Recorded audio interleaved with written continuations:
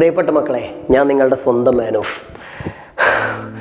മക്കളെ, എന്താണ് ഞാൻ നിങ്ങളോടിപ്പോൾ പറയാം? ചിരിക്കണോ കരയണോ, അതായത് സന്തോഷമാണോ ഇപ്പോൾ ഉള്ളത്, സങ്കടമാണുള്ളത്, ഒന്നും അറിയില്ല. വല്ലാത്തൊരു ബ്ലാങ്കായ ഒരവസ്ഥയിലാണ് ഇപ്പോൾ ഞാൻ നിങ്ങളുടെ മുന്നിൽ നിൽക്കുന്നത്. നിങ്ങളിപ്പോൾ 10ാം ക്ലാസ്സിൽ അവസാനത്തെ പരീക്ഷയൊക്കെ കഴിഞ്ഞു ഇരിക്കുകയാണല്ലേ.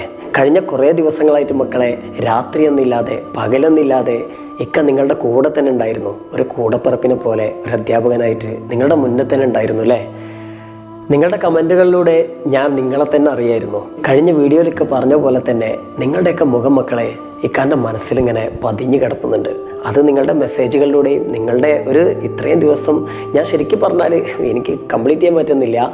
ശരിക്കും പറഞ്ഞാൽ കഴിഞ്ഞ കുറേ ദിവസങ്ങൾ, അതായത് നോമ്പുകാലം ഉണ്ടായിരുന്നു, അതിന് മുമ്പുള്ള സമയം, നമ്മുടെ മോഡൽ എക്സാമിൻ്റെ സമയമായാലും ഈ ടയേർഡായി നിൽക്കുന്ന സമയം, അതിനിടയിൽ എനിക്ക് കുറച്ച് അസുഖങ്ങളൊക്കെ വന്നിരുന്നു. ആ സമയത്തായപ്പോലും മക്കളിങ്ങനെ ഓരോ കമൻ്റ് ഇടുന്ന സമയത്ത് അയ്യോ എൻ്റെ മക്കൾ, അവർക്ക് എന്തെങ്കിലും ക്ലാസ് എടുത്ത് കൊടുക്കണമല്ലോ, മാർക്ക് കിട്ടണമല്ലോ എന്നുള്ളൊരു വിചാരത്തിൽ നിങ്ങളുടെ ആ കമൻറ്റുകൾ ശരിക്കും എനിക്ക് വല്ലാത്തൊരു എനർജി ആയിരുന്നു. ആ കമൻറ്റുകൾ ഇങ്ങനെ കാണുമ്പോൾ ഏത് നട്ടപ്പാതിരക്കും ശരിക്കും പറഞ്ഞാൽ 12 മണിക്കും 1 മണിക്കും 2 മണിക്കും വരെ വീഡിയോ ഷൂട്ട് ചെയ്ത ദിവസങ്ങളുണ്ടായിരുന്നു. കാരണം പകൽ സമയത്ത് എനിക്ക് സ്കൂളിലായാലും ട്യൂഷൻ സെൻ്ററിലൊക്കെ ആയാലും ക്ലാസ്സുകൾ ഉണ്ടാവും. പല സ്ഥലത്തും പോയിട്ട് ക്ലാസ് എടുക്കേണ്ട സിറ്റുവേഷൻസ് ഉണ്ടായിരുന്നു. അപ്പോൾ അതൊക്കെ കഴിഞ്ഞിട്ട് ഓടി വന്നിട്ട് ഇവിടെ ഈ ഒരു സ്റ്റുഡിയോ റൂമൊന്നും പറയാൻ പറ്റില്ല, ഈ ഒരു റൂമിൽ വന്നിട്ട് ഇങ്ങനെ നിൽക്കുമ്പോൾ എൻ്റെ മുന്നിൽ ക്യാമറയല്ല ഞാൻ കാണുന്നത്, എൻ്റെ മുന്നിൽ ചിരിച്ച് നിൽക്കുന്ന നിങ്ങളുടെ ഒരു ആയിരക്കണക്കിന് കുട്ടികളുടെ മുഖമാണ് എൻ്റെ മുന്നിൽ ഇങ്ങനെ മിന്നി പറയാറുണ്ടായിരുന്നത്.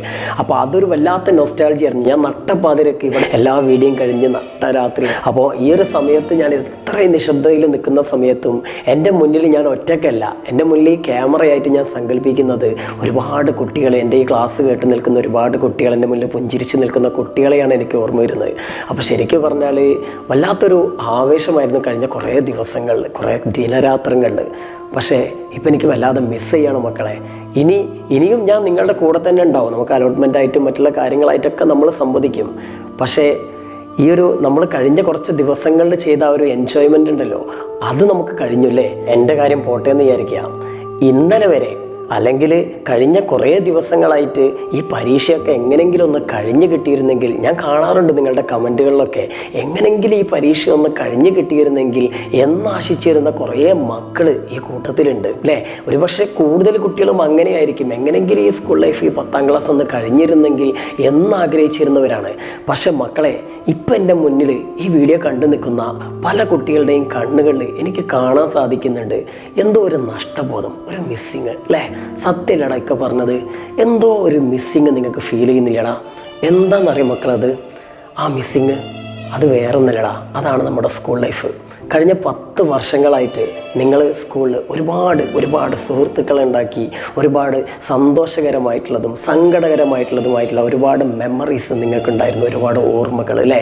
സ്കൂൾ വരാന്തയിൽ അല്ലേ, അതുപോലെ തന്നെ കൂട്ടുകാരുമായിട്ട് ഒന്നിച്ച് നടന്ന സ്കൂളിലെ ഗ്രൗണ്ടുകൾ അല്ലേ, നിങ്ങൾ കളിച്ച് മറിച്ച് നടന്ന ആ സ്കൂൾ ഗ്രൗണ്ട്, അതുപോലെ തന്നെ സ്കൂളിലെ തണൽ മരങ്ങൾ അല്ലേ, പിന്നെ നിങ്ങൾ ഇരുന്ന് സംസാരിച്ച് ഭക്ഷണം കഴിച്ചൊക്കെ ഇരുന്നിരുന്ന നിങ്ങളുടെ ക്ലാസ് മുറികൾ അല്ലേ, ഇതെല്ലാം ഇപ്പോൾ ഒഴിഞ്ഞു കിടക്കുകയാണ്. നിങ്ങളിപ്പോൾ അവിടുന്ന് പോന്നു അല്ലേ, വരാന്തകൾ ഒഴിഞ്ഞു, അതുപോലെ തന്നെ ക്ലാസ് മുറികൾ ഒഴിഞ്ഞു കിടക്കുകയാണ്, തണൽ മരങ്ങൾ അടുത്ത അതിഥികളെ കാത്തിരിക്കുകയാണ്. അപ്പോൾ നമ്മൾ 10ാം ക്ലാസ് കഴിഞ്ഞു, നമ്മുടെ വിലപ്പെട്ട സൗഹൃദങ്ങൾ അല്ലേ, 10 വർഷത്തോളമായിട്ട് നമ്മളിങ്ങനെ കുന്നിക്കുരു പെറുക്കിയെടുക്കുന്ന പോലെ വളരെ ശ്രദ്ധയോട് കൂടിയിട്ട് കൂട്ടത്തിൽ നിന്ന് പെറുക്കിയെടുത്ത് നമ്മൾ താലോലിച്ച് വളർത്തിയിരുന്ന, ഒരു കാലത്ത് നമ്മൾ പിരിഞ്ഞു പോകില്ല എന്ന് ആഗ്രഹിച്ചിരുന്ന ഒരുപാട് സൗഹൃദങ്ങൾ നമുക്കുണ്ടായിരുന്നു.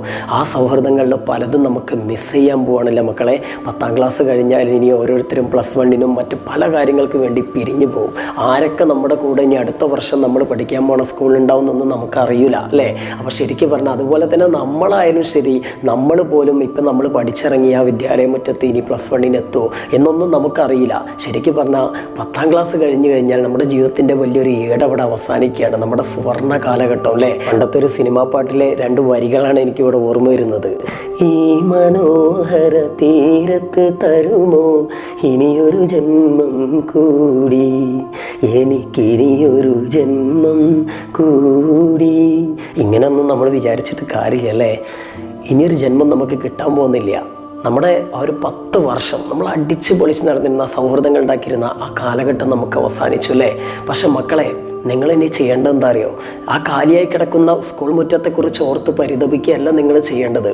പകരം ആ ഓർമ്മകളെ നിങ്ങൾ നെഞ്ചിലേക്ക് അങ്ങോട്ട് കയറ്റി വെക്കുക. ആ ഓർമ്മകളെ താലോലിച്ച് വളർത്തുക.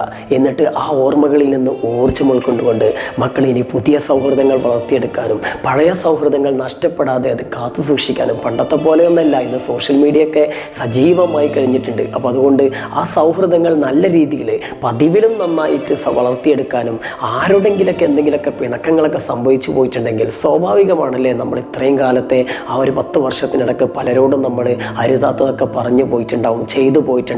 അതൊക്കെ പറഞ്ഞ് തീർത്തിട്ട് അവരോടും സൗഹൃദത്തോടെ എന്ത് ചെയ്യുക, മുന്നോട്ട് പോയിട്ട്, മനുഷ്യന്മാരാണ്, നമുക്ക് പല രീതിയിൽ ഇനിയും കണ്ടുമുട്ടേണ്ടി വരും. അപ്പോൾ അവരെയൊക്കെ ചേർത്ത് പിടിച്ചിട്ട്, എല്ലാ സുഹൃത്തുക്കളെയും ചേർത്ത് പിടിച്ചിട്ട്, ചിലപ്പോൾ നമുക്ക് പല അധ്യാപകരോടും മോശമായി പെരുമാറേണ്ടി വന്നിരിക്കാം അല്ലേ, ചിലപ്പോൾ നമുക്ക് അങ്ങനെയൊക്കെ സംഭവിച്ചിട്ടുണ്ടാവാം. നമ്മളോടും ചിലപ്പോൾ മോശമായി പെരുമാറിയ അധ്യാപകരുണ്ടാവും, നമ്മളെ ചിലപ്പോൾ ഉപദേശിച്ചിരുന്ന അധ്യാപകരുണ്ടാവും. ചിലപ്പോൾ ആ ഉപദേശം നമുക്ക് ഇഷ്ടപ്പെട്ടിട്ടുണ്ടാവില്ല.